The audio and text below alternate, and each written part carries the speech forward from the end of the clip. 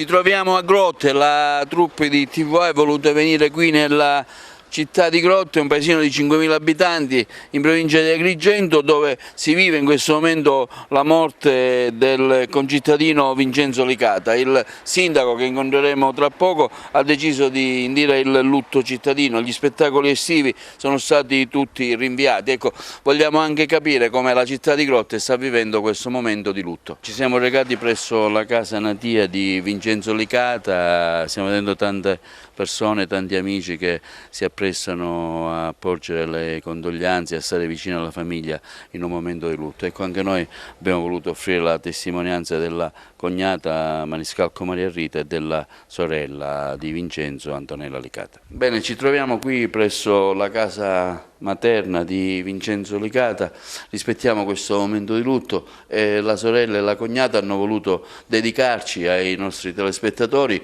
un momento, un ricordo di Vincenzo e anche come stanno vivendo questo momento di lutto.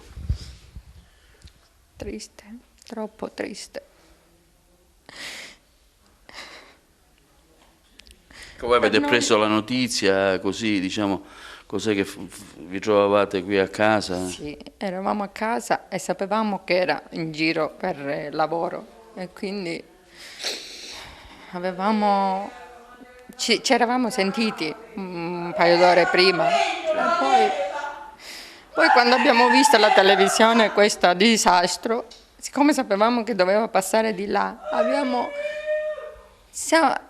ci siamo allarmati un po', abbiamo cominciato a telefonargli, a dare l'allarme, ma il telefono squillava, ma lui non rispondeva.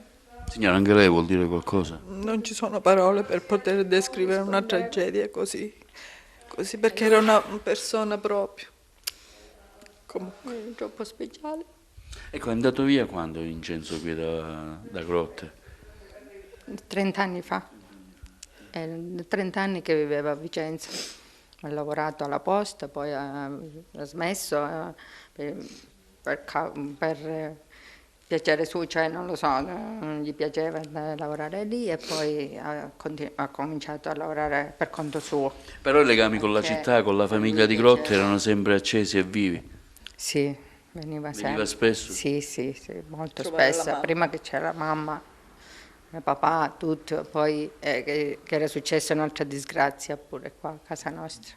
Anche la città di Grotte si è diciamo, avvicinata a voi, il sindaco addirittura ha fatto il lutto cittadino, ha indetto il lutto cittadino e ha sospeso anche una cosa insomma, diciamo, importante anche questa come segno di solidarietà. Siamo veramente col cuore, siamo veramente, non mi viene la parola. Sì, poi abbiamo visto che tanta gente sta venendo qui, insomma, a fare il proprio dovere, a farvi le condoglianze. Sì. Sono troppo emozionata, non riesco. Se lo meritava, era molto speciale. Lei andrà ai funerali?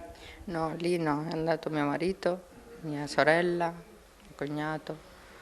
Io sono rimasta con la mamma, sì, e che poi viene qua alla salma, quindi Ci sarà poi una manifestazione di lutto qui presso la chiesa di Grotte? Sì, non sappiamo il giorno, ma questo aspettiamo che viene qua. Nel nostro giro a Grotte non potevamo non essere qui al Comune di Grotte a parlare con il primo cittadino, Alfonso Provvidenza, ecco, che ci racconterà come ha vissuto anche questa notizia e le iniziative, diciamo, che sta facendo per questo lutto cittadino.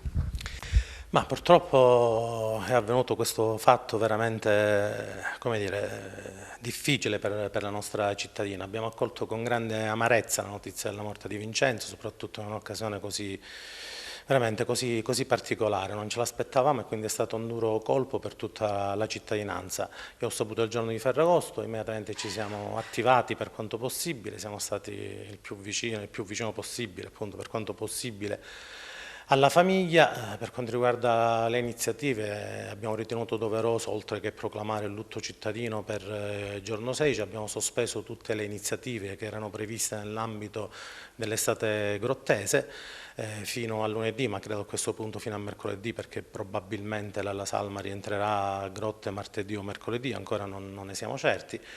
E quindi purtroppo niente, non possiamo che stringerci veramente con grande affetto e con grande amore attorno alla famiglia, alla mamma, alle sorelle, alla moglie, ai figli e nulla, c'è poco da dire purtroppo in occasioni così brutte, così drammatiche e così inaspettate. Lei conosceva Vincenzo Licata?